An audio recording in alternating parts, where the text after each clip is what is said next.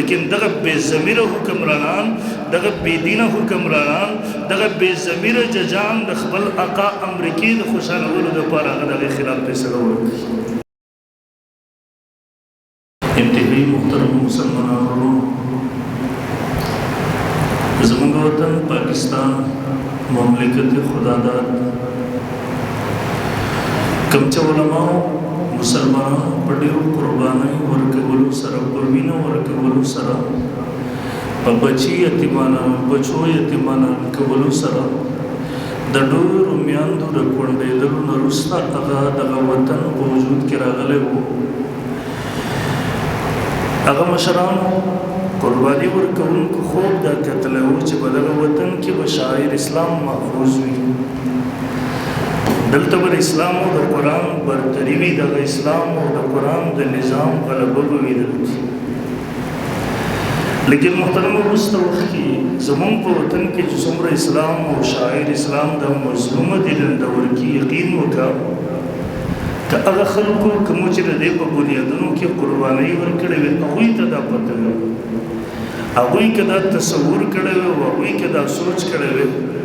یقین وکړه کله به م هغوی ته قرباني نه وي ورکړي. هغه خلکو ته که پته وي چې دلته به داسې خلک زموږ په وطن او ملک باندې مسلط کېږي چې د هغوی خواهشات څه غواړي په دا ملک کې به هغه کېږي، یقین وکړه کله به م هغوی له دغه ملک سوچ نه وي کړی تصور به نه وي.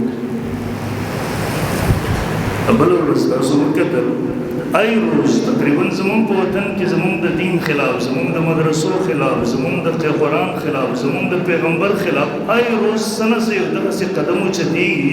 چې زموږ ستاسو د مسلمانانو ذهنونه، د مسلمانانو عقیده، د مسلمانانو زړونه په هغې سره مضبوط کړي.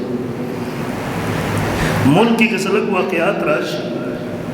نو د خلکو سوچ د بدلولو دپاره دلته اسلام ټارګټ کولی شي، دلته بیا رسول الله صلی الله علیه وسلم او شاعر اسلام ټارګټ کولی شي د دې لپاره چې د خلکو توجه وګرځېږي. ملکي حالات څه جوړ شو اوس د پاکستان د مسلمانانو د ذهن د بدلولو دپاره بله ورځ زموږ سپریم کورټ فیصله کوي د څه خلاف؟ قادیانیان چې دا د رسول الله صلی الله علیه وسلم په عزت باندې حملاور دي، دا زموږ ستاسو په دین باندې حملاور دي، دا زموږ ستاسو په قرآن باندې حملاور دي او د هغې خلاف په 1952 کې بیا په 1973-74 کې د دې ملک ځوانانو قربانۍ ورکړې وې، علماو قربانۍ ورکړې وې، هر مکتب فکر قربانۍ ورکړې وې. بالاخر په 1973 کې زموږ د پاکستان نیشنل اسمبلی نه قرارداد پیش شوی و او بیا زموږ د ملک قانون دا جوړ شوی و چې مرزا غلام احمد قادیانی او د هغه متبعین دا کافر دي، د دایره اسلام نه خارج دي. هغه قرارداد کې دا پابندۍ لګولې شوې زموږ د ملک د آئین حصه ده چې په دې ملک کې قادیانیان خپل ځان ته مسلمانان نشي ویلی، قادیانیان خپل عبادتګاه ته مسجد نشي ویلی، په هغې باندې دیو بناره نشي ودرولی، دیو اذان نشي کولی، دیو د خپل تبلیغ د خپل دین نشر و اشاعت نشي کولی، د هغې تبلیغ نشي کولی، اسلامي اصطلاحات او شاعر دیو نشي استعمالولی. د زموږ ستاسو د آئین فیصله و د ډېرو قربانو لپاره. لیکن زموږ جج صاحب هلته مثل د قادیانیانو ډېر څو کاله مخکې اجلاس وشو، پای کې د تفسیر صغیر په نوم یو قادیاني تفسیر دی چې پای کې ځای په ځای باندې تحریفات شوي، د اسلام د قرآن تفسیر نه دی، هغه قادیاني تفسیر دی. عیسی علیه السلام بیا د بیانې پکې دي، د هغه د معجزاتو نه پکې انکار موجود دی، پای کې د رسول الله صلی الله علیه وسلم د ختم نبوت نه انکار موجود دی. بیا هغه تفسیر زموږ د ملک د آئین سره متصادم دی، د هغې د قانون سره متصادم دی. لیکن دغه بې ضمیره حکمرانان، دغه بې دینه حکمرانان، دغه بې ضمیره ججان د خپل آقا امریکای د خوشحالولو دپاره هغه د هغې خلاف فیصله وکړي. زه بیا وروسته بیا راځم انشاءالله خبره کوم، خو د عمر ذهن کې کېږدو. دیو خو وایي دا قادیانیان په خپله اوس نوې فیصلې زموږ د بې ضمیره جج کومه راغلی، وایي قادیانیان په خپله چاردیوارۍ کې، قادیانیان په خپله اداره کې، په خپل کور کې، په خپله عبادتګاه پاغی کی مسلمانان دی داغی نبات کا بہت کافران قادیانیان په دغه ځګونو کې اسلامي اصطلاحات هم استعمالولی شي. قادیاني په دغه ځګونو کې هغه د کوم څیزونو چې آیین منع کړی و د هغې هم ورته کول کرم دغسې اجازت ورکړي. تاسو لږ وګورئ عادي اولو د رسول الله صلی الله علیه وسلم دور او د صحابو دور لږ یې اوچت کړي. دې وخت کې یو څلور کسانو د نبوت دعوه کړې وه او دا د نبوت دعوه کوونکي هم دغسې نه و چې د رسول الله د نبوت نه انکار کوو. دیو د نبی علیہ الصلوۃ والسلام د نبوت هم گواهی ورکول بلکې مسلمه کذاب چې کله خط را لیږو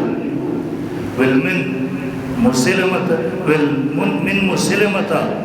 رسول الله الى محمد رسول الله د مسلمه د الله رسول له طرف نه محمد د الله رسول ته صلی الله علیه وسلم هغه خبیث ځان ته رسول لیکلو الله پیغمبر ورته واپس لیکي من محمد رسول الله الى مسلمه الكذاب د محمد رسول الله د طرف نه مسلمه الكذاب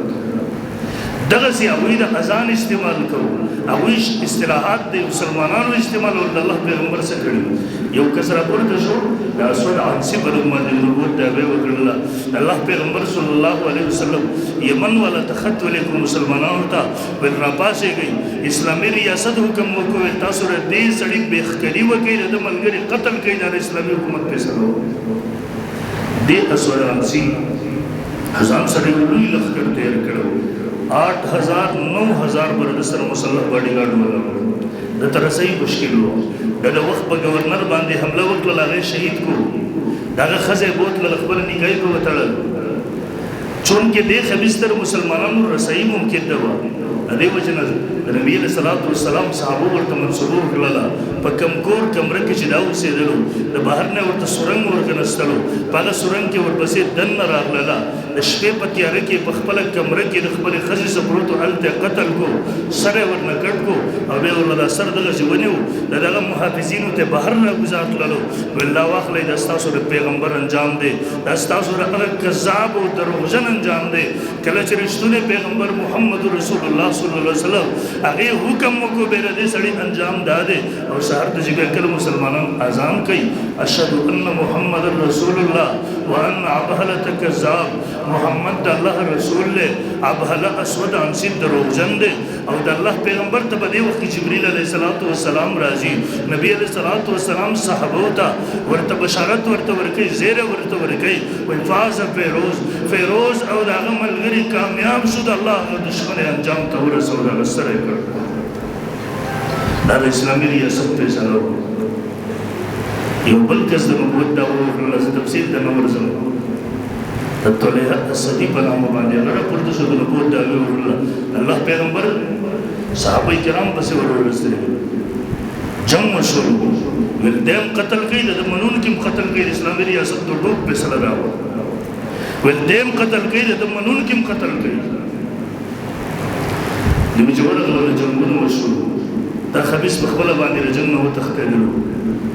صحابه کرام رضی الله عنهم اجمعین اسلامي فوج اسلامي مجاهدین او لښکر د خبیث سره د منونکي قتل کړل دا خبیث په خپله بهر وتښتېدو د جزیرة العرب نه بهر لاړو د فتنه ختمه شوه یو درېیمه کسه ورزنانه ورسلجهه هغه هم د نبوت دعوه کړې وه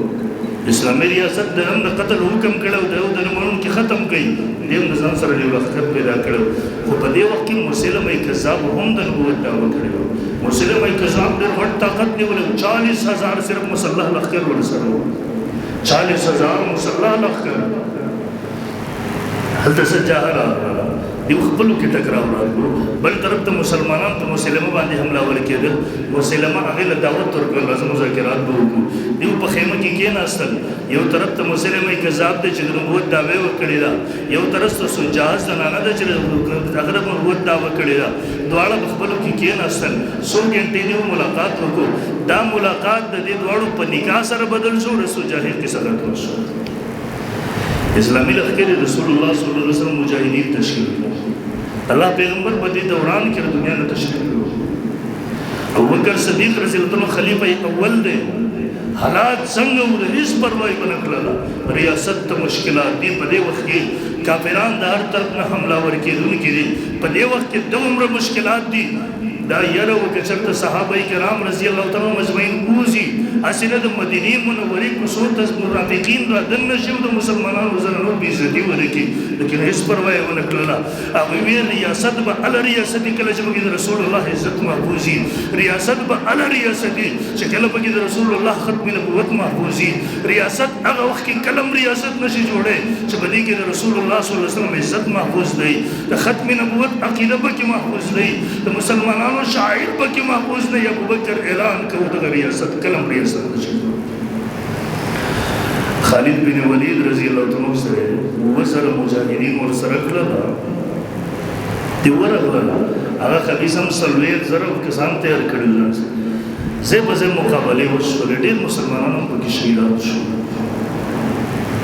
یو ځکه خالد بن ولید رضی الله پوره په طاقت سره حمله وشو پوره په زور سره دلته ډېر کسان مردار کړل دي لیکن مسلمه کذاب سره د ملګرو میدان پرېښو د خپل مړی هم پرېښو د وتښتېدو په یو قلا کې دننه مسؤول شو او د دې قلا نه دننه به په غشو باندې ګزارونه کول د مسلمانانو لاس نه وررسېدو نقصان کېدو صحابه ته مشوره وکړله هغه وخت کې د منجنیق یو صورت ولکه توپونه چې نن سبا خو هغه جدا شوی په دې منجنیق په ذریعې باندې یو صحابي د قلا ته دننه ورګزار کړو هغه صحابي ولګېدو د قلا دروازې کولاو کړله مجاهدین په دروازه باندې ورغله دننه جنګ وشول دومره اوږد جنګ وشول دا خبیث مسلمه کذاب په یو ځای کې پخپله ولاړو مخکې کسان ورنه جنګېدل دفاع یې کوله د حفاظت یې کو صحابه کرامو د صفونه وشلول مخې ته کسان یې مردار کړل ده ته ورسېدل او په نیزه باندې د ووهلو په توره باندې د سر جدا کړلو او دومره لوی جنګ شوی و صرف په دغه یوه قلا کې د یوې باغچه کې صرف په دا یوه ورځ باندې تقریبا په زرګونو کسان 19,000 کسان در مردار کړل د خالد بن ولید رضی الله په لاس کې په دې یوه ورځ باندې 9 تورې ماتې شوې 9 تورې خو چې کله بیا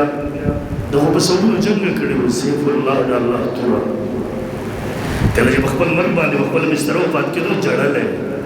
چې ته ولې ژاړې مرګ نه هېرېږي ویل نه باندې نه هېرېږم بیا ولې ژاړې ویل بزدله ځوانانو ته پیغور ورکړو چې په جهاد کې مرګ نشته دی که په جهاد میدانونو کې مرګ ویل به خالد بن ولید په خپله بستره نه مړ کېدی په سوونو جنګونه خالد بن ولید کړي دي په هر جنګ کې توره ماته کړې ده هغه مړ خولې ته ورننوتی دی لیکن د خالد دپاره هلته مړ نه و مخرن په خپل بستره باندې او ویې وفرمیل اموتو کموت الحمار نن زه د خره په مرګ باندې مطلب یې دا و یعنې د شهادت د میدان په مقابله کې په خپل بستره باندې مرګ وایي کې دا د خره مرګ خدا کو جدا سیف الله د الله توره نبی علیہ السلام لقب ورکړو نو کدا په میدان جنگ کې شهید شوی وي دې مطلب دا و چې الله توره ماته شوله دې وجه نه میدان جنگ کې ورته شهادت ملاو نه شو په خپل بستر ورته په سونو شهادتونو الله لوی شهادت استاد وګورئ اسلامي ریاست دغه خلکو خاتمه په خپل توره باندې کړی دا غي منون کې هم قتل کړي دا هم قتل کړي ځکه دا اسلام په بنیاد باندې حمله ورکی د ختم نبوت عقیده چړل د ختم نبوت دشمنانو ته ازادي ورکول دیو په مقدس مکه باندې اوسېدل دا د رسول الله د دین بېخکلي کوونکي دي د دې وجې نه نبي علیه الصلاة والسلام او صحابو دلته څه قسمه کمزوري نه ده کړې څه قسمه نرمي یې نه ده په ګنجایش نشته دی سره لیکن په دغه دور کې یو سړی راچوت شو نبي علیه الصلاة والسلام فرمایلي قیامت بنا قائمه لا تقوم الساعه حتى يخرج 30 كذابا ترنيج دير ستر زمان په دمو خرابول دي كلهم يزم النبي النبي هر یو بدا داود کې زه نبی یم او بل حدیث کې فرمایي یاد ساتي انا خاتم النبیین لا نبی بعدي ذاخر نه نبی یم زمان رستبل نبی دنیا ته نشرات اول دور کې اسلامي ریاستونو په سرکاري توري سره د خلکو خاتمه کړو لیکن وروسته چې کله علما د حکومتونو نه بې دخل کړلی شو خلکو ملایانو ته ویل ستاسو کار د سیاست سره نشته دی ستاسو کار د حکومت سره نشته دی ستاسو کار د اقتدار سره نشته دی خپل جومات مدرسې کې مسلې کوو ستا کار دومره حده پورې دی اقتدار یې واخیستو هغه د انګریزي جنټانو ته ورکړو هغه بي دین خلکو ته ورکو د چاره پاله چې د خدای د وفاداری نه د امریکای وفاداری زیاته هم وا د چاره پاله چې د الله د قران نه زیات هغه محبوب د امریکای پرمانو د مغرب پرمانو کوم خلکو ته زمونږ په دغه ریاست کې هغه چاته حکومت ورکو زمون وزیر تعلیم سے مخ کې درشه دا ورته پته نو چې د قران 30 سپاره دي که 40 سپاره دي زمون په وطن کې دغه څه خلک وي سورې اخلاص قل هو الله احد ورته په کاغذ ولې په مخ کې چې ونه وغه نه شوې لري باندې دغه خلکو ته حکومت نو ځکه خلکو ته حکومت ورکو یقین وکړه به حالات څنګه شو مرزا غلام محمد قادیانی راپورته شو دغه متبعین راپورته شو دغه منون کې راپورته شو یا خو اسلامي ریاست دغه خلک قتل کول یا روس ریاستونو بیا دغه خصو حفاظت شروع کو هغه ته جیدادونه ورکول هغه ته سګونه ور تر دومره پورې د مخکې حکومت کې تاسو ورېدلی کرتارپور چې د انډیا سره بارډر لګیدل قادیانیانو ته لار ورتلله په نوم د سیکانو باندې بغیر پاسپورت تاسو وطن ته راتلی شئ لیکن په دې بارډر زما سره افغانان ورونه دي هغوی بغیر پاسپورټ دلته ولې نشي راتللی ته قادیاني دپاره لاره جوړې ده سیک په نوم باندې هلته هغه مسلمانانو ته لاره باندې ولې دا تماشه ټوله دنیا نه کوي دلته ګوره پښتنو کاروبارونه تباه کېدل دلته ګوره پښتنو د یو بل سره رشتهداریانې وې دلته پښتنو د یو بل سره تګ راتګ و مړی ژوندی و تا ما ته هغه بارډر ختم کړو تا قادیانیانو ته څنګه کولاو په خلاف دا صرف د مغرب اډر و دا هغه اډر د پوره کولو او هر حکمران چې راشي دا د مغرب د خوشحالولو دپاره د الله قرآن د پاسه تخبی ښودلې دی وی د رسول الله ناموس مجروح کولې دی مجروح کوي صرف د مغرب سره د وفادارۍ ظاهرولو دپاره لیکن هغه هم پسې وکړي بیا لکه رسمي مردار شي لاړ شي صحیح حیثیت دی په دا ویډیوګانو باندې تاسو ګورئ یورپي ملکونو کې چې د دې وطن پیسې راواخلي بهر په جزیرې واخلي د دې وطن پیسې راواخلي دا په او بیا لکه پاکستان محفوظ هاتو مې نو چې محفوظ لاسونو کې دی ته بیا د ریټایرمنټ نه وروسته ولې مغربي ملکونو یورپي ملکونو ته ځې ته ولې نه اوسېږې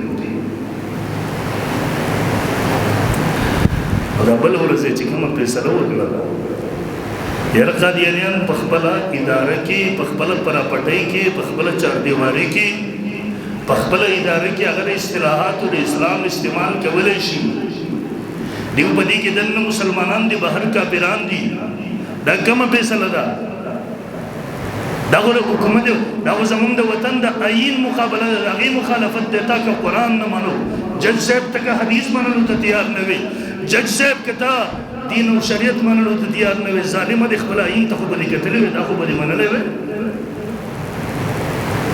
کوم سترګو د الله پیغمبر صلی الله علیه وسلم تر مرګ نه وروسته ورځي ته به کومې سترګې ښې ته به ملا ځان ته به